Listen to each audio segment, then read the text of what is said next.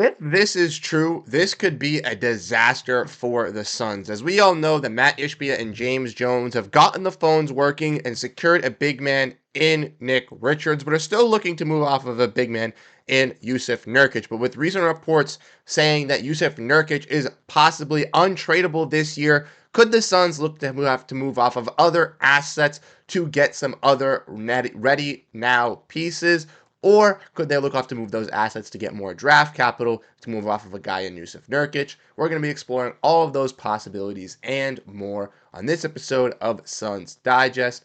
I'm Bruce Veliz, and you guys have been absolutely fantastic, showing your love and support. Shout out to everyone that popped in for the live stream last night. It was absolutely fantastic. And if you missed it, you want to make sure you stay up to date on everything with this Suns team, including those weekly watch along live streams. Make sure to hit the subscribe button to stay up to date on everything revolving around this Phoenix Suns team.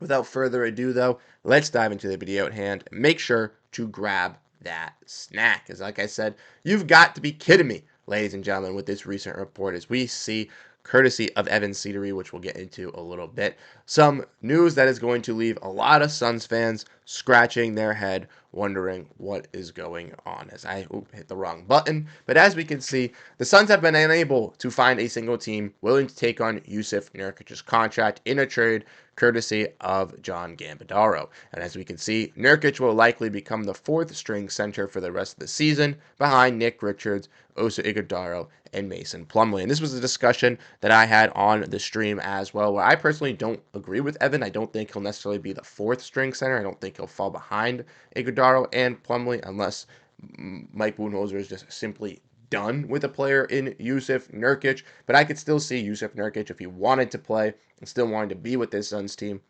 A quality backup big as a rebounder for this team. He can stretch out the floor a little bit for this squad on that secondary unit, something he wasn't truly allowed and able to do with this starting five. And I think that could help out maybe Jusuf Nurkic getting some comfortability with his play, kind of finding out his new identity as this backup big man, as a rebounder and as a shot creator. But ultimately, if Jusuf Nurkic wants to be stubborn, if he does not want to come back to this team, if he's salty for the DNPs, then I could see him realistically being sent to that fourth string center. But I don't necessarily think that's going to happen. I think Nurkic will come back to terms and will be okay with playing with this team. But the reason why it becomes so difficult for the Suns to move off of player Nurkic is due to the fact of his contract and his stats. If we want to look at his contract, he's around 30 years old, making around $18 million this year and $19 million next season. So a contract that is increasing for a team taking it on. And for the Suns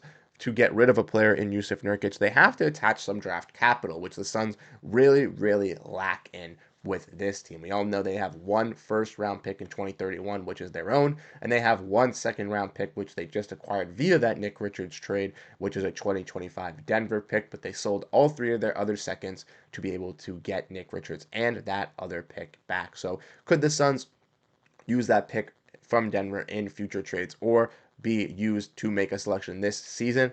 I ultimately do think that will be the case, but the Suns would need more draft capital to move off of a player in Jusuf Nurkic. Like I mentioned, for this Suns team, he's dealt with multiple of injuries, hasn't been a great fit with the starting core, was sent to the bench, didn't do that great off the bench, was then sent to DNP. The Suns started to go on a win streak, and now he is dealing with an illness, so he's not with the team, he has not been traveling. But when the Suns do look to come back from this 5-game road trip, which they've already played 2 games on, taking their 3rd game on tomorrow versus the Detroit Pistons, they'll be back sometime next week, and that's when a player like Jusuf Nurkic could look to find himself either reintegrating with this team and possibly being with them, or possibly being in the worst case scenario with having a 4th string center, basically unplayable player, making $18 million and making the 4th most amount of money on your team. The Suns will then realistically be strapped into a position where they have to hold on to Jusuf Nurkic for this year and wait for next season to get more draft capital in for their future years to then offload a player in Jusuf Nurkic at the trade or in the offseason, as obviously it would be a little bit easier to move off a player in Jusuf Nurkic as he only will have 1 year left on his deal. But I want to know your thoughts. Do you guys think the Suns will move off a player in Jusuf Nurkic? I ultimately think that if they weren't able to send him to the Hornets, a team that is towards the bottom and could use some extra big man help, I don't think any player, any team on the open market is going to look for Jusuf Nurkic, value Jusuf Nurkic in any other way. And the Suns don't have enough capital to send him off this season. I do think the Suns will be stuck with Nurkic going into next year unless they do stretch and waive him to bring up in that roster spot. But I don't see the Suns doing that as well. I don't see them wanting to pay Jusuf Nurkic for that long. Maybe stretch and waive him in next offseason if they're unable to trade him. But I do think the Jusuf Nurkic saga with the Phoenix Suns will continue on to this year, and that could be very disastrous depending on how Jusuf Nurkic wants to take this appeal. Like I mentioned, if he doesn't want to be stubborn, I think it could work out great for the Suns having him as a backup big alongside Nick Richards, having Oso and Plumlee utilized as that tertiary big, depending on what lineup you want to run. You need some physicality, you need some defense, throw out Mason. If you need some offense, throw out Oso. But ultimately, if that's not the case, if the Suns do look to pursue, if the Suns do not have Jusuf Nurkic play that backup big and he does result to that fourth string center, the Suns could ultimately be screwed. But next, let's dive in and let's look at some more stuff as well, because if the Suns are unable to move off of Jusuf Nurkic and aren't able to get off of him, they still need to make moves to help out this roster. We did see with them playing, obviously, the Washington Wizards last night, with them almost falling away and losing that game late in the fourth quarter after being up by 20 points for a majority of the contest. We can see that this Suns team still needs some help on those turnover issues and still needs some vocal leaders. And all we all know is that the Suns still want to get Jimmy Butler. Rumors are they're still willing to throw that 2031 pick in there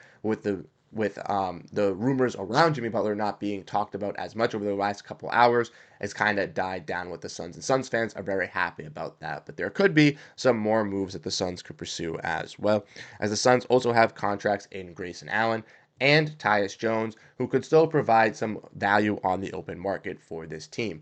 Jones is obviously on a veteran rookie deal and hasn't been working great with the guards in Booker and Beal. And if they are looking to keep Booker and Beal on this team, possibly looking to move off a guy in Tyus Jones for some extra draft capital could be the way for the Suns. Yes, they would be losing a guard that has been very impactful, has been a fantastic playmaker for this team, but ultimately finding out defensive wing to help out, a defensive guard, or even just a rebounding wing would be nice, or even just to have that extra draft capital to use to facilitate a Jimmy Butler deal might get it done. And Grayson Allen obviously has been fantastic in his recent stretch. Last night, 21 points, 5 threes, has been really, really shining for this Suns team on this bench unit. Hasn't been as great as last season, has showed some inconsistencies, but I do believe Allen provides a skill set that is widely viewed on the open market and would be wanted on the open market. Allen also makes around $15 million. Now, Tyus does make 3, so it would be a little bit difficult to get a player for Tyus, and most likely would be just picks.